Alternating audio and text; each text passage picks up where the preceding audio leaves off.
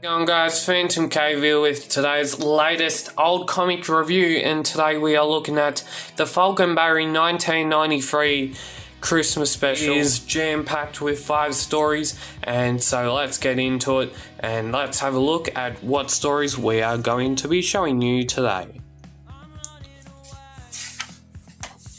Today, 5 stories. We include The Golden Sands of Kilauea, published from, it ran in the Sunday Story from 18th of December 1966 to 1967.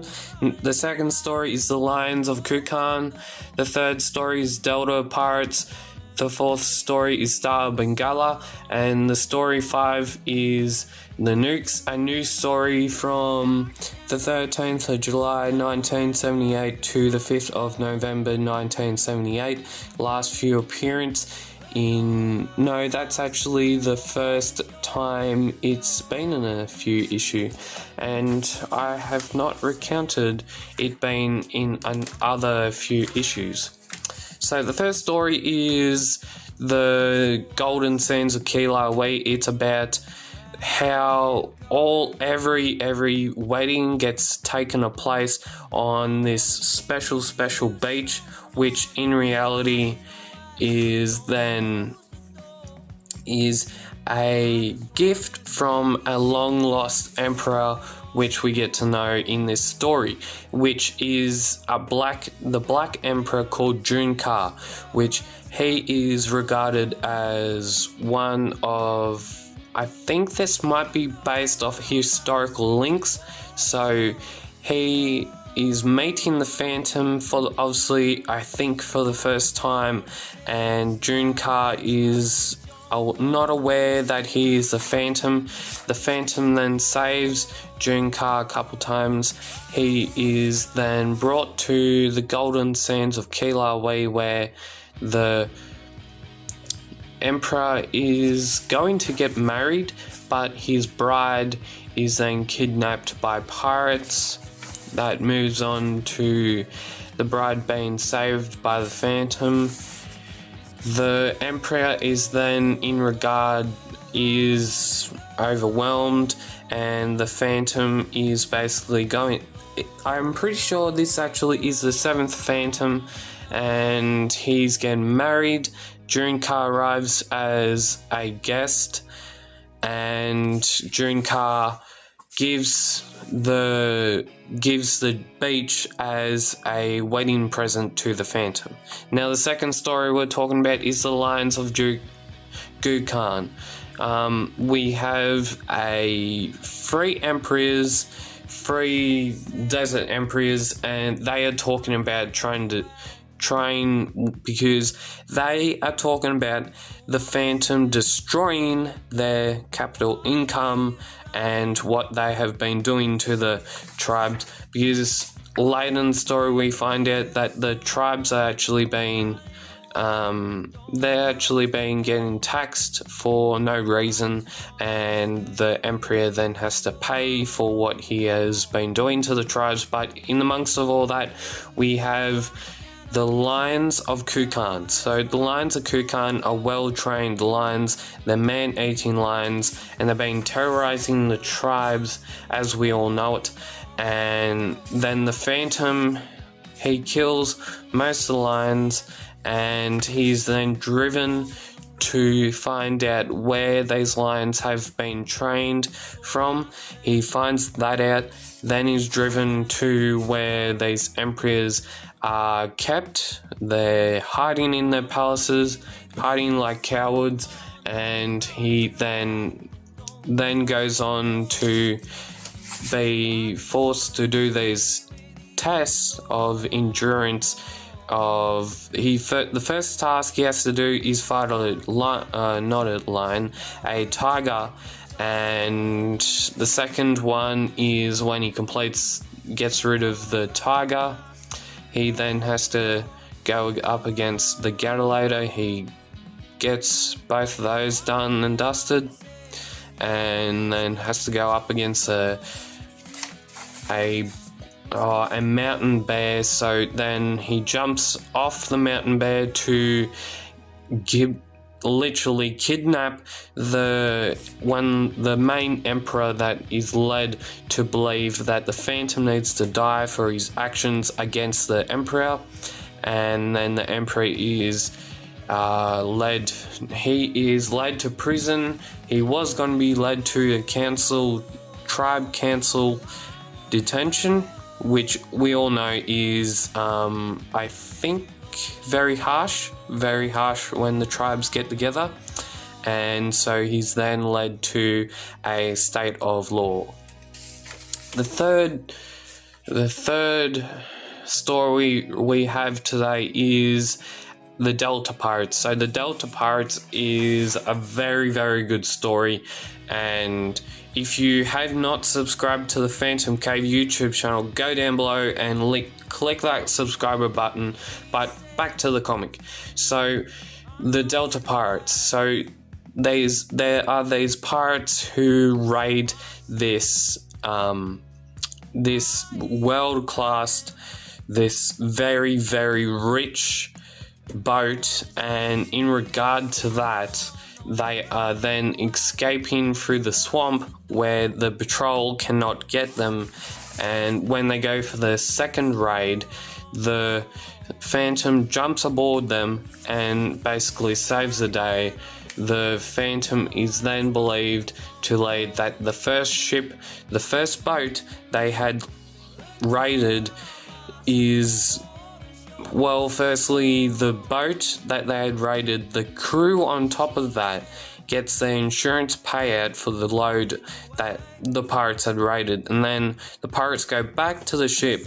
They get what they obviously deserve, and what they don't deserve is the patrol knocking on their doorstep and destroying their living, basically.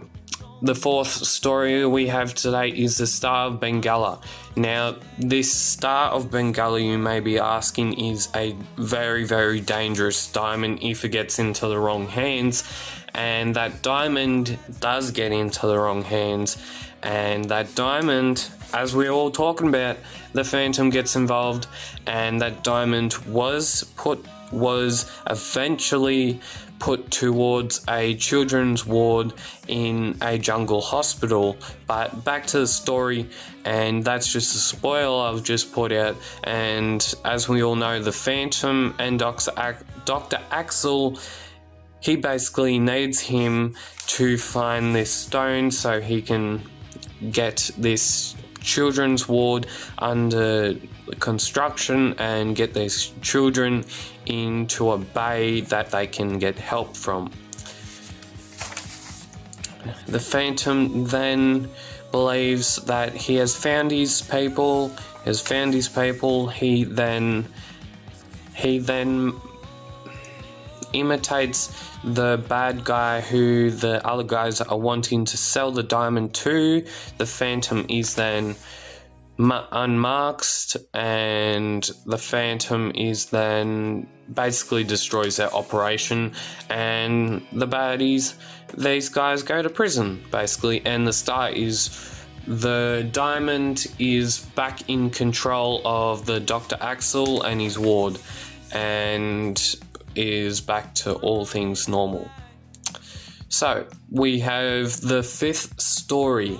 The fifth and final story of this comic is The Nukes, which was published, as I said, in 1993. It was a new story in those days, and it basically only had come out in that year. So The Nukes, there is 6 actual diabolical nuclear weapons, nuclear bombs that have been stolen from the end of the Soviet Union ending, and then that realizes that the Phantom does have to get involved with the Luaga, the president, and 2 other official army people. The Phantom gets involved.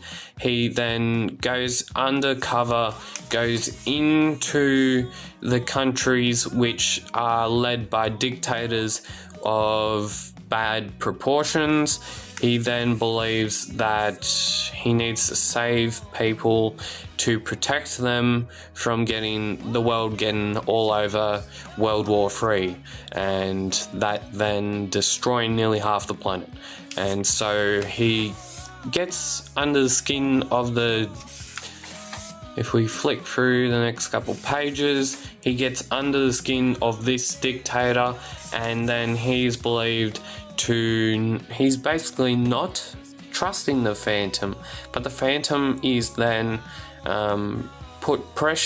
pressures the dictator to make a move, and so he then gets punished for that move, and then the dictator and the Phantom are then flown in a private jet, a fighter jet, to the other dictator's land of Dictator of the Ugland.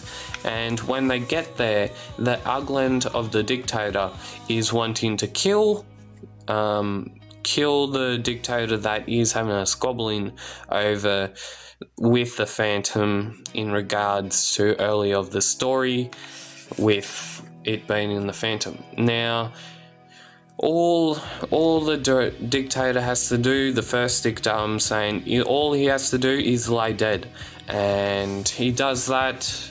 He then gets on TV. This dictator says that he's dead, and obviously he's not.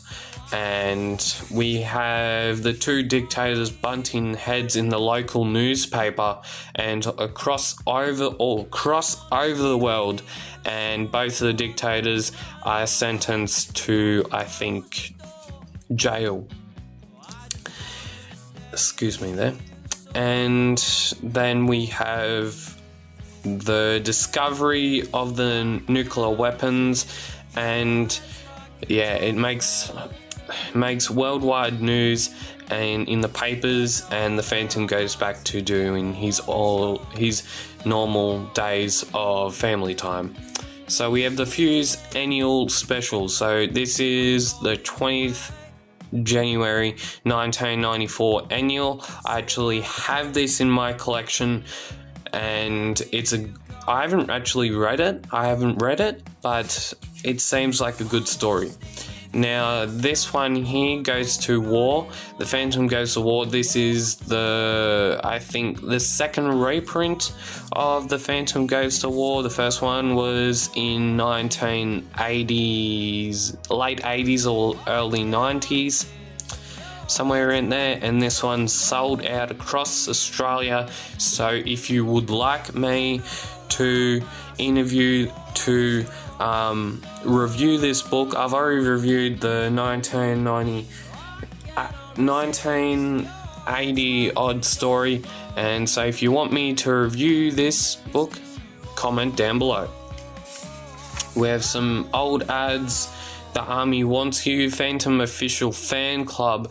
I'll list some Facebook groups that I'm in, and they are Phantom related, obviously, and they'll be down in the description below. We have some old comic shop ads. If you would like to subscribe to the PhantomCave YouTube channel, go down below, click that subscriber button. We're at 89 subscribers right now, and so like, share, comment down below, and as always, keep Phantom Caving and keep safe from this pandemic that is affecting us. See yous.